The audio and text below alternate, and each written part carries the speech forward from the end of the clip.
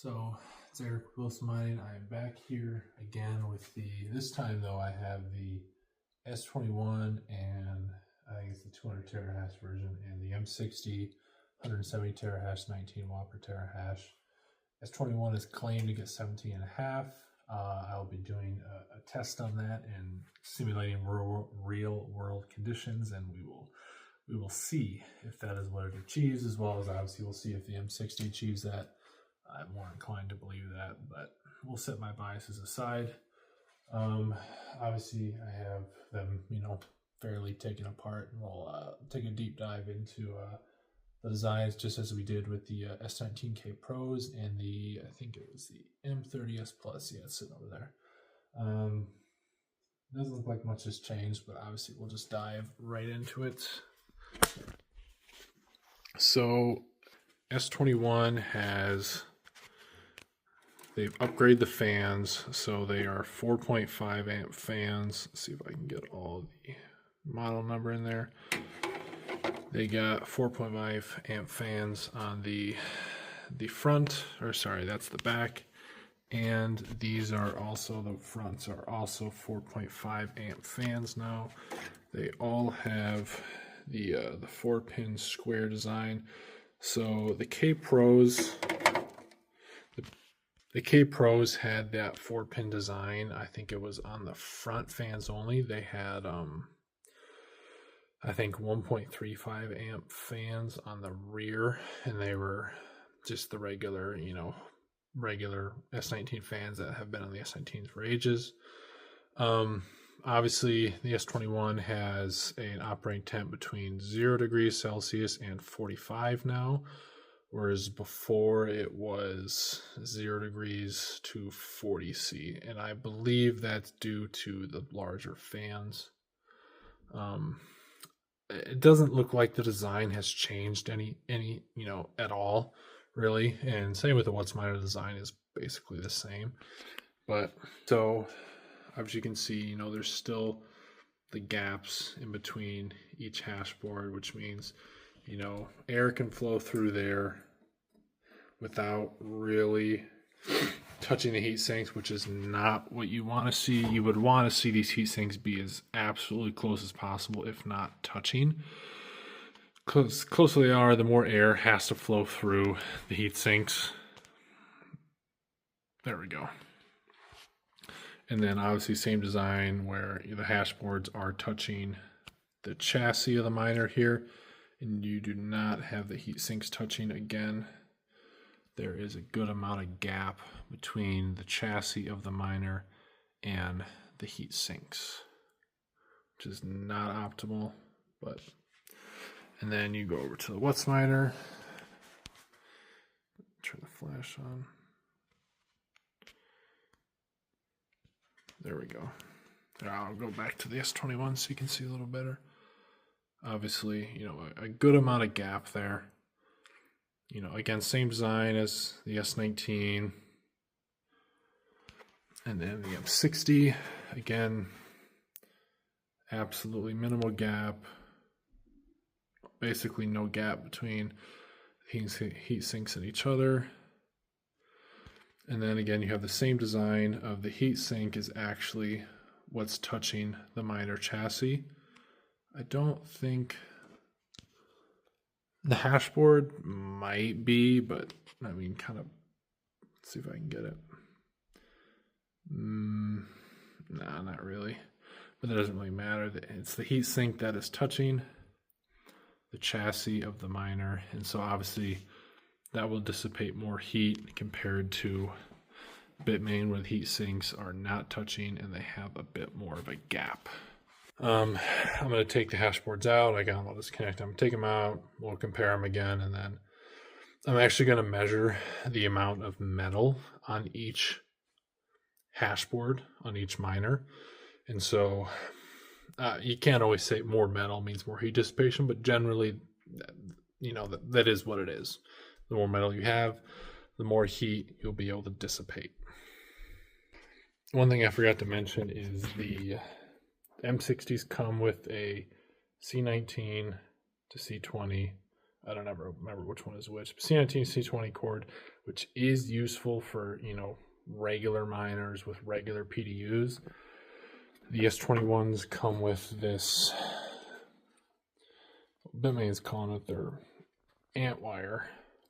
I believe it's I think it's a J13 to a J45. So not something that can be used by a home miner. And I did check, and I took this off, and you cannot pull that wire out without destroying this, because this plastic piece is all one piece. And so you cannot pull this wire out without destroying this plastic piece. So there is no way to pull that wire out and rewire it to a C19 or C20, whatever you have on your PDU. You're going to have to buy, well, I mean, you can cut it if you want, but then obviously you can't put it back how it was if you ever were to resell the miner for whatever reason. So it's not useful. That wire doesn't do anything. It doesn't help anybody. So you do have to buy a J13. I don't know what the fuck it's called, to a C19 or C20. You can get them on, I mean, there's vendors out there, but where I got one from altertech.io. Really like that website. Lots of parts, lots of availability. Highly recommend it. Super nice guy. He's not paying me. I don't get discounts. I just really like him. He's a nice guy. He's got some J13s or whatever the fuck it is, or whatever, to C19, C20. He's got them. So here are the hash boards. I just have that on there so you can see that obviously the Whatsminer hash board is a bit taller, as it does have a little more. I guess I'm going to measure how much heatsink more metal it has, but as you can see, little more metal, a little taller on the Whatsminer hash board. Obviously that's what you want to see.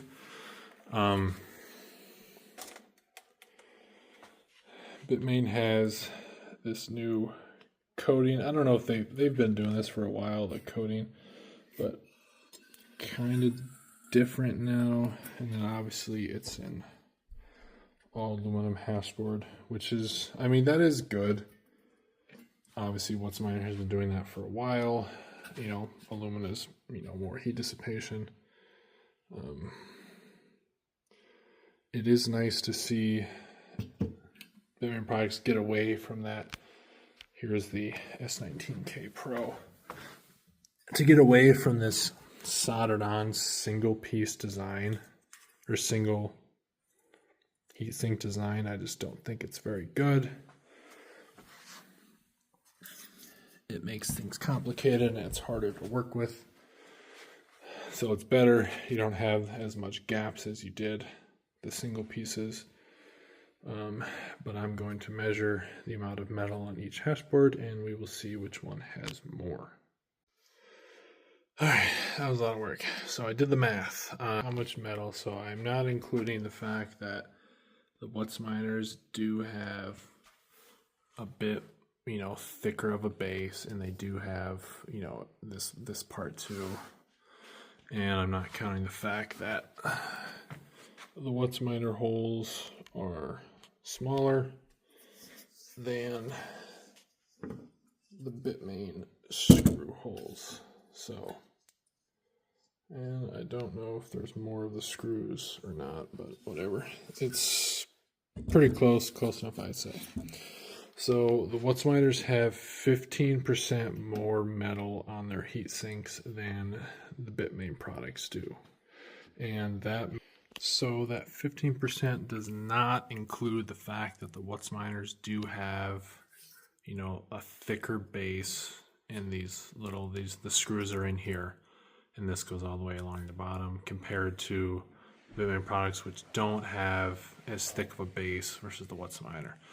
So in actuality, for counting these, Bitmain has those, but again, so does Whatsminer. I'm not including the thicker bases. So in actuality, the Whatsminer probably has more like, 25% more metal. But the math works out. Whatsminer has 310,780 millimeters cubed of heatsink, and the Bitmain has 269,182 millimeters cubed heatsink metal. I mean, the more metal you have, the better. Obviously, that's more heat dissipation. It's more aluminum. That's again, that's just better. And the fact that the gaps are minuscule on the Whatsminer compared to the Bitmain, which are quite a bit larger, which means you have more air going through your more metal, which is going to help you out considerably. And the fact that the Whatsminers, again, the heat sinks are contacting, they're what's sitting on the aluminum chassis, which again also dissipates more heat. So it's just you have more metal, more air flowing through your more metal. You have you have more metal on metal, more heat dissipation from that metal on metal contact. So again, the Whatsminer's design is better. Heat sinks are bigger.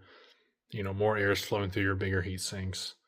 You're going to have better heat dissipation.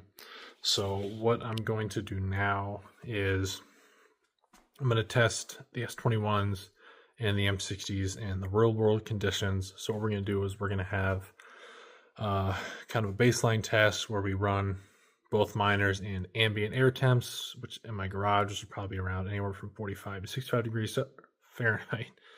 I'll have a thermometer, so I'll be able to check the ambient. I expect both miners, to be fairly accurate at that range, because Bitmains are typically pretty accurate. They usually get their efficiency. The K Pros don't always get this, but usually the Bitmains get their nameplate efficiency from 50 to 60 degrees Fahrenheit. Anything outside of that, they typically don't. The Whatsminers tend to be more accurate. They normally get their nameplate efficiency in a lot larger range. So what I'm going to do is we're going to run on ambient air. We're going to measure the power. We're going to make sure the hash rate is what it should be. Then what I'm going to do is I'm going to point another miner's exhaust heat to the intakes of the miners to simulate, obviously, a hotter ambient air temp, a hotter intake temp. And then we'll measure the consumption then too to see what happens with the consumption as the heat goes up.